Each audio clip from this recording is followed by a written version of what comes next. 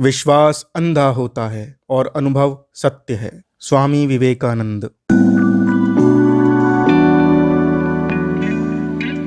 स्वामी विवेकानंद, जिन्हें नरेंद्र या उनके मित्र नरेन के नाम से भी जानते थे, भारत की कुछ महान विभूतियों में से एक हैं। विवेकानंद जी के गुरु का नाम स्वामी रामकृष्ण परमहंस था, जो माँ काली के बहुत बड़े भक्त थे। स्वामी विवेकानंद रामकृष्ण परमहंस जी से मिलने से पहले प्रत्येक वस्तु को तर्क या लॉजिक या विज्ञान के आधार पर समझते थे, पर किसी ने सच ही कहा है, ज्योति ही अंधकार को दूर करती है और एक दीपक ही दूसरे दीपक को प्रज्वलित कर सकता है। बात उन दिनों की है जब स्वामी विवेकानंद जी ज्ञान प्रसार उद्देश्य से भारत का भ्रमण कर रहे थे। उसी दौरान वे राजस्थान के एक राजा मंगल सिंह से मिले। राजा मंगल सिंह की शानो शौकत देखते ही बनती थी। वे बहुत ही घमंडी और तर्कवादी थे। अपने तर्क और ज्ञान के सामने किसी को कुछ नहीं समझते थे। स्वामी विवेकानंद राजा से मिलने उनके महल गए। राजा मंगल सिंह ने भी विवेकानंद जी की ख्याति सुन रखी थी। भेंट वार्ता में राजा ने कहा, आपकी ख्याति बहुत बढ़ गई है स्वामी जी। हमने सुना है आपको सच्चा ज्ञान प्राप्त है। इतना ही नहीं, आप शूद्रों के साथ भोजन भी करते हो, सामाजिक मान्यताओं को चुनौती देते हो। विवेकानंद जी ने उत्तर दिया, महाराज, सभी मानव एक हैं। ईश्वर की दृष्टि में कोई भी भेद नहीं। जाति प्रथा समाज के लिए बहुत बड़ा घाव है, जो मनुष्य को मनुष्य से दूर करती है। इसी वजह से हमारे देश के लोगों को भयानक अपमान सहन करना पड़ा है।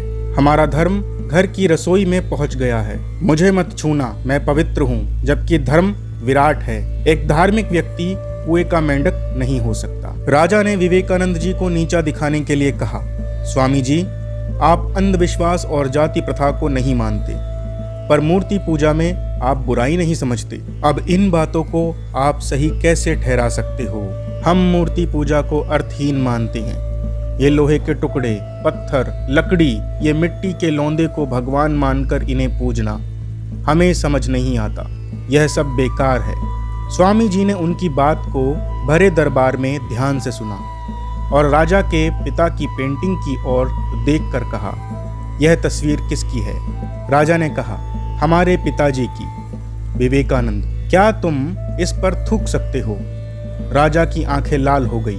वह गुस्से में तमतमा गया और अपने सिंहासन से खड़ा हो गया और कहने लगा, हम अपने पिताजी पर थूकें? तब विवेकानंद जी ने कहा, यह पिताजी कहाँ हैं? यह तो उनकी तस्वीर है, केवल कागज का टुकड़ा जिस पर रंग लगा है। यह रक्त और मांस का पिंड नहीं, मानव नहीं। ना यह चित्र आपके पिताजी की तरह बोलता है, ना चलता है और ना ही जीवित है, पर इस पर थूकने से आप अपने पिताजी का अपमान समझ रहे हैं। इस तस्वीर को आप उतना ही सम्मान देते हैं जितना आप अपने पिताजी को देते थे। फिर भी तुम्हें इस तस्वीर में अपने पिताजी के दर्शन होते हैं।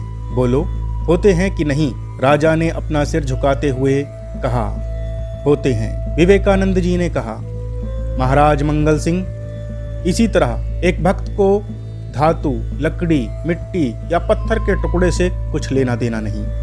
वह अपने भगवान को पूजता है, उसे उसमें भगवान के दर्शन होते हैं, परमात्मा दिखते हैं। विश्वास अंधा होता है, अनुभूति ही सत्य है। राजा ने सर झुकाते हुए कहा, आपने सत्य कहा। विश्वास अंधा होता है, अनुभव ही सत्य है। स्वामी जी, बहुत बड़ी भूल हुई।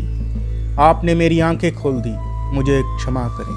अब आप भी कभी इस बात पर चुप नहीं रहना। जब कोई आपकी श्रद्धा या भक्ति को चुनौती दे, भक्ति एक निजी अनुभव है, इस पर दूसरों का अधिकार नहीं है। अपना अनुभव ही आपका मार्गदर्शक है। सब कुछ ईश्वर है। इस संसार में जो दिखाई दे रहा है वह भी, और जो नहीं दे रहा है वह भी। धन्यवाद।